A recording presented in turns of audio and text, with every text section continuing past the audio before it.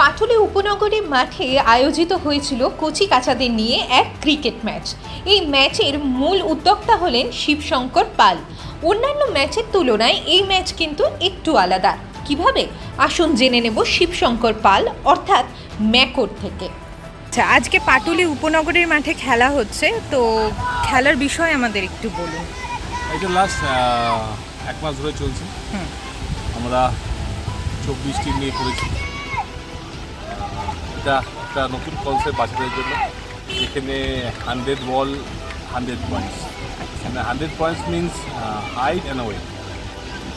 যারা ছোটো তারা, কেন আমরা দেখতে পাই যে 13 বছরের খেলারা অনেক বড় বছরের খেলছে। সেখানে একটা আগে যেটা ছিল যে পয়েন্ট ভিত্তিক খেলা, সেটা আমরা চালু করেছি। আজকে তার মেগা ফাইনাল। দুটো টিম উঠেছে, একটা হলো দুর্গাপুর আর একটা হলো পাটুলি ক্রিকেট একাডেমি। এটা বাপ্পাদা, আমাদের যে কাউন্সিল আছে বাপ্পাদা দাসগুপ্ত, তার নেতৃত্বে এটা করা। যেখানে দেখতে পাচ্ছেন এত সুন্দর মাঠ, এখানে বাচ্চারা খেলছে। তার সহযোগিতা না থাকলে আমরা আগেও টুর্নামেন্ট করছি, এই টুর্নামেন্টও সম্ভব না।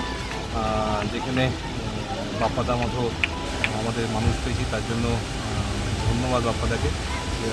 বাপ্পাদা আসবে আর এই টুর্নামেন্টে উপস্থিত থাকবেন ঈশান করেন, অভিষেক করেন আর আকাশ দিন বিকালে আসবে প্রাইজ।